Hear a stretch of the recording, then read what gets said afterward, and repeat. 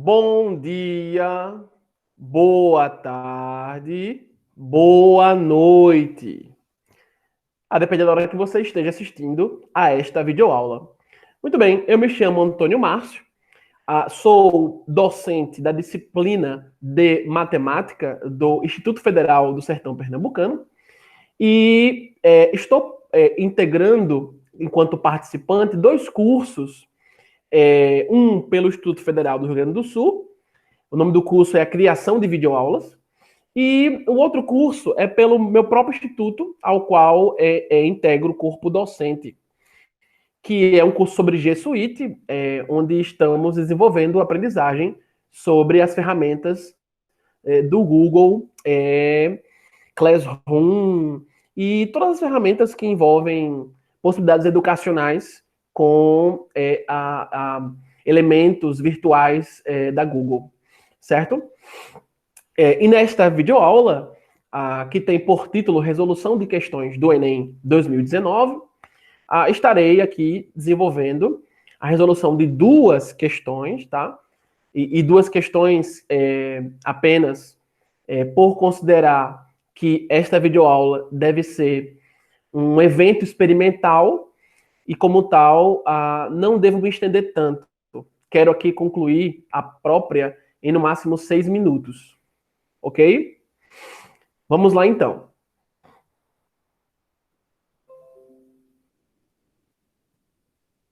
Eu baixei e separei, como vocês podem acompanhar aí na tela, do grupo de questões do Enem 2019, lembrando que matemática e suas tecnologias traz para a gente 45 questões, tá? Assim como outros grupos de disciplinas também envolvem tal número, também tais disciplinas envolvem tal quantidade de questões. E aí, dado o tempo que eu quero aqui expor a resolução de questões de matemática do Enem 2019, selecionei duas questões que dá para a gente responder sem sequer pegar em lápis, sem sequer riscar nada, tá? São questões diretas que caíram nessa prova. Claro que exige um certo conhecimento de alguns assuntos do aluno, mas em alguns casos, e você vai perceber isso comigo aqui nessas questões, são questões que exigem muito mais capacidade interpretativa do aluno. Às vezes, se ele sequer conhecer muito sobre o assunto, conhecer pouco, razoavelmente, interpretando o texto, o comando da questão, ele, sem dúvida, consegue responder sem muitos problemas. Quais são as questões que eu selecionei aqui? A questão 145, como vocês veem aí, ela está marcada de amarelo aqui, ó. Eu passo aqui o cursor para você observar, tá? E escolhi também a questão 150, tá? Eu poderia ter escolhido muitas outras. Eu ia falar até de uma outra questão sobre triângulo, geometria plana, mas aí eu olhei essa 150 e ela é tão rápida quanto sobre funções. E irei tratar dessas duas, ok? Então vamos lá. Questão 145. Primeiro, o aluno que ele estudou, tá aqui, 145, você pode observar, tá marcado em amarelo. Vou baixar um pouquinho para deixar a questão bem alinhadazinha do seu enunciado até a parte gráfica, tá? Como você vê aí, deixa eu ajustar, pronto. E aí, vamos lá. Note que esse exercício, quando tu olha para o enunciado, sem ler ainda, e logo abaixo vê esse gráfico, e percebe como é um gráfico sinuoso, com subidas e descidas, sazonal, isto é, que tem repetição do seu tracejado no plano cartesiano, tu já, opa, esse é um gráfico periódico. Opa, esse é um gráfico de frequência. Opa, esse é um gráfico que segue com máximos e mínimos, subindo e descendo. Aí o aluno que estudou função trigonométrica e lembra que trigonometria é uma parte da matemática que atua em três frentes a nível de ensino básico. Quais sejam essas frentes? Trigonometria no triângulo retângulo, trigonometria em triângulos quaisquer e trigonometria no ciclo trigonométrico, ou trigonometria na circunferência. E é esta terceira parte dessa frente da trigonometria que vai tratar das funções trigonométricas, tá? Então, o cara já olha para isso, o aluno que teve algum contato com trigonometria nesses três níveis, nessas três frentes, especialmente na última que eu mencionei aqui, E ele já desconfia do que pode tratar o exercício. Então vamos ler. O que é que diz aqui logo no início? Ó? Os movimentos ondulatórios, portanto periódicos, são representados por equações do tipo mais ou menos A vezes o seno de quem? Seno de quem? W vezes T mais θ, que apresentam parâmetros com significados físicos importantes, tais como a frequência W, que pode ser obtida como 2π dividido por T maiúsculo, em que este T maiúsculo é o que ele chama de período lá na física. A maiúsculo é a amplitude ou deslocamento máximo. Olhe máximo aí, fica atento a essa palavra. Θ é o ângulo de fase, tá? E ele já diz pra gente que esse θ é um ângulo que está no intervalo em que ele é maior ou igual a zero, e ao mesmo tempo deve ser menor do que 2π sobre W. Que mede o deslocamento no eixo horizontal em relação à origem no instante inicial do movimento. E aí continua a questão. Então perceba que até aqui a questão trouxe para a gente um contexto, tá? Trouxe para a gente uma situação que é comum a um assunto de física e que, como a física naturalmente vai recorrer à matemática, então traz aí para a gente elementos de matemática presentes em física em um assunto específico, tá? Movimento ondulatório. E aí continua aqui embaixo, ó. O gráfico representa um movimento periódico. Quando fala periódico, quer dizer o quê? Que tem repetição. Quando a gente fala período, períodos do ano, em termos de educação formal, a gente define dois períodos, que são semestres. E por que períodos do ano letivos, em termos de educação? Porque ano após ano esses períodos vão se repetir. Períodos estacionais, das estações do ano, ocorrem todos os anos, sempre se repetem ano a ano, em 4 momentos, as estações do ano. Então, viu a palavra período, periódico, tem a ver com repetição. Então, quando ele fala o gráfico representa um movimento periódico, é um movimento que tem repetição. De modo que é dado por P igual a P de T, tá? Definindo aí a nossa funçãozinha em torno desse Tzinho, que ele vai chamar de instante, que é o tempo, na verdade. E ao obter o P de T, que dá o nosso P, ele fala que isso está em centímetro, em que P, e note que esse P é maiúsculo, é a posição da cabeça do pistão do motor de um carro em um instante T, conforme ilustra a figura. Então a gente olha para baixo e olha e percebe, portanto, que eu tenho uma função, tá? Essa função se desloca do ponto zero aqui, como você vê passando a mãozinha, e segue. E pelo que a gente nota no finalzinho aqui em cima, ó, no gráfico, no tracejado aqui em cima, ela continuaria indefinidamente. E quando eu falo indefinidamente, é sem ter um ponto de parada. Ela continuaria, portanto, infinitamente, tá?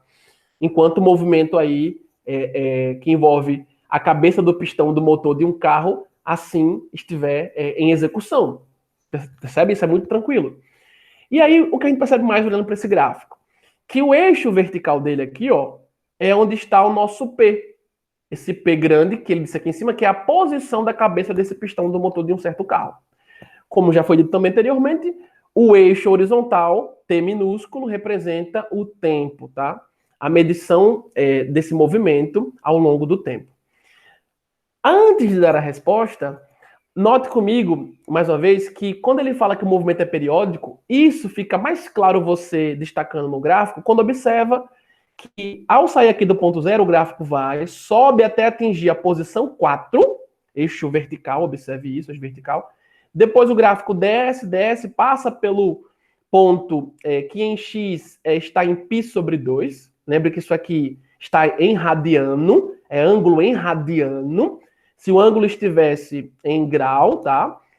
Nós teríamos aqui 90 graus, você deve lembrar disso, 90 graus. E ele continua aí lá embaixo, ele atinge um ponto mínimo em menos 4, e depois volta, passando em x, onde o valor é π, e aí ele repete o movimento de subida e descida.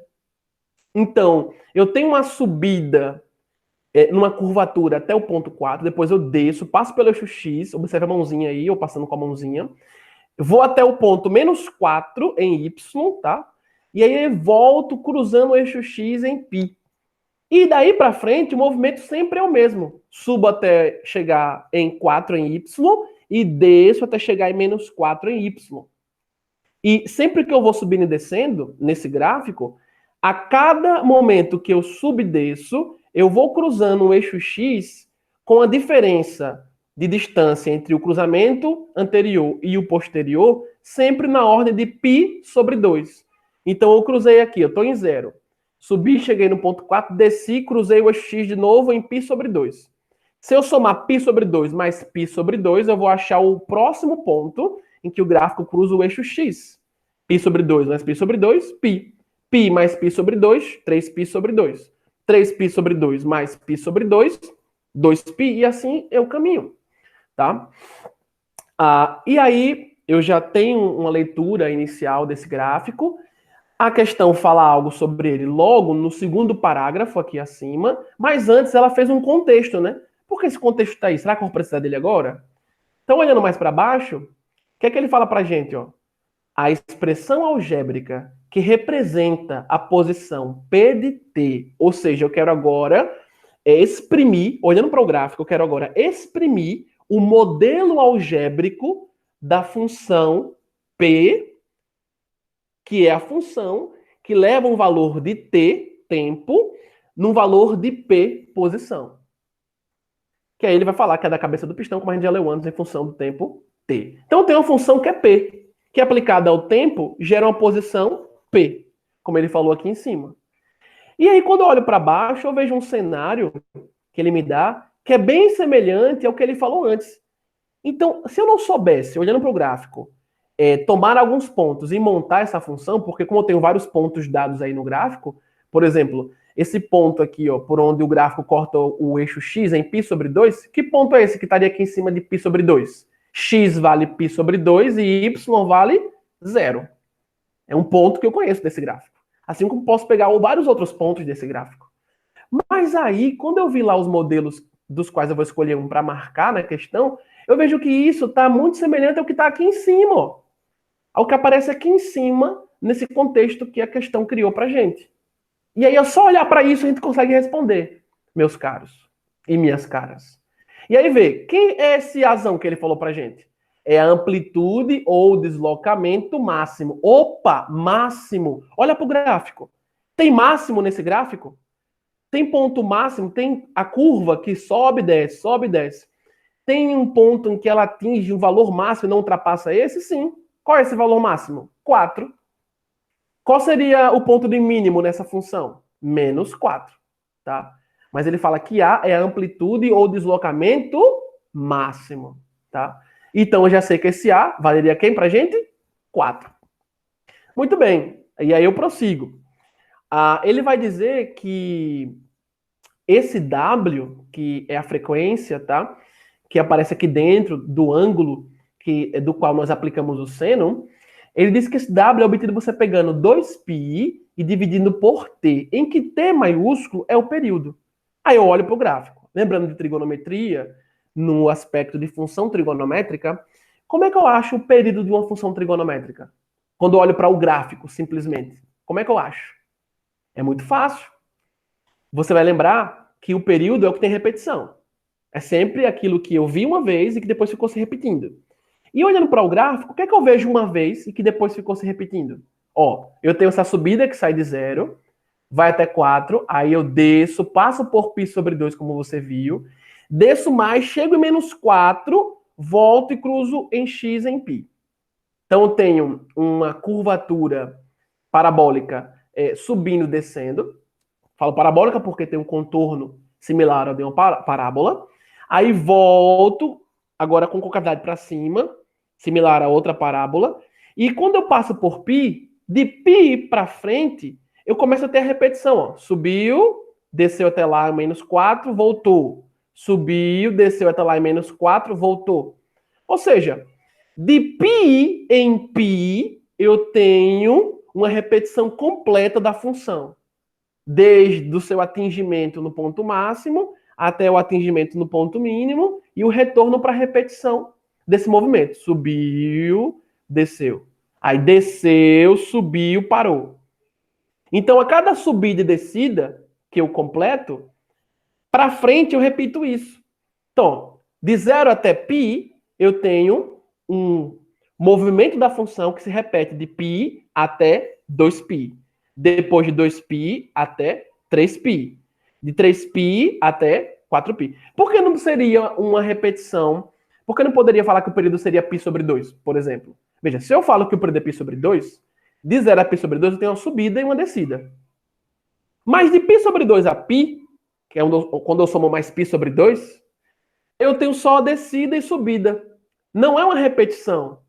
Porque o que começou subindo, desceu, agora o que continua é uma descida e depois uma subida. Não foi repetição, tá? Foi um movimento contrário. Mas aí quando eu saio de 0, chego até π e começo a observar de π até 2π mais uma vez, eu tenho subida igualzinho, descida, depois descida e subida. Então aí eu teria sim um bloco de repetição. Então, qual seria aqui o período dessa função? Esse período aqui seria π. Porque de π em π eu tenho uma repetição do traçado dessa função que ocorre sempre subindo e descendo, subindo e descendo. Tá bem? Então, meu t aqui seria π. Logo, quem é w? 2π sobre π. Cancela o π, fica o 2. Já sei quem vai estar aqui, ó, dentro da parte que define o ângulo ao qual o seno foi aplicado. Já sei que vai estar assim, inicialmente, ó.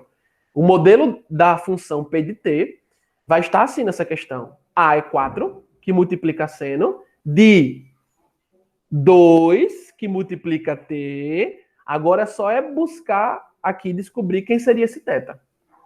Mas a questão também disse quem era θ pra gente. Disse tudo. Só interpretar. Veja que é interpretando, usando um pouquinho do seu conhecimento sobre função trigonométrica. Aí veja o que fala aqui pra gente a questão sobre θ. θ é o ângulo, observe a mãozinha aqui, tá? Na imagem. θ é o ângulo de fase que está entre 0 e 2π sobre w. Veja que eu já sei quem é w. W é 2. E θ, ele é maior ou igual a 0. Então ele pode ser 0 ou, no máximo, qualquer valor que seja menor do que 2π sobre w. E aí, como eu sei que w é 2, 2π sobre 2, eu tenho apenas π. Então, nesse gráfico, na função que estamos modelando algebricamente, a partir do seu traçado geométrico, π vai ser um ângulo que é maior ou igual a 0 e menor do que π. Porque na hora que eu ponho o w aqui, que eu já descobri aqui em cima, como 2, a partir da observação do gráfico, eu teria 2π sobre 2, sobra apenas o π. O 2 cancela de cima com o de baixo. E aí, vamos lá. Vamos descobrir quem é esse θ, então. Mas quando eu continuo lendo sobre ele, o que a questão falou? Que esse θ, ele mede o deslocamento no eixo horizontal em relação à origem no instante inicial do movimento. Qual o instante inicial do movimento aqui, pessoal? Nesse gráfico. Qual o instante? 0. Note que instante, tempo, com T minúsculo, está onde localizado pra gente? No eixo horizontal. E aí o que você observa? Quem está aqui no iniciozinho? Quem é a origem do plano cartesiano? É sempre ponto de cruzamento entre o eixo x e o eixo y, o vertical. Esta função, no seu gráfico, ela começa a ser toda desenvolvida a partir de onde? Exatamente, da origem do plano cartesiano. Então ela começa no instante 0. Portanto, quem é o instante inicial do movimento que é modelado por este gráfico? É o instante 0. Tá? 0 tempo. Aí pode ser 0 segundo, 0 minuto, 0 hora, enfim. 0 numa unidade de tempo. Mas aí, então, conforme ele falou aqui em cima, que θ mede o deslocamento no eixo horizontal em relação à origem no instante inicial do movimento, o que eu tenho que observar? O gráfico começa aqui no instante 0. Então, eu tenho que observar quem é θ a partir do deslocamento do gráfico com relação ao seu instante inicial. Mas o instante inicial para esse gráfico, isto é, onde ele começa a ser deslocado, a ser desenvolvido, é exatamente no instante 0.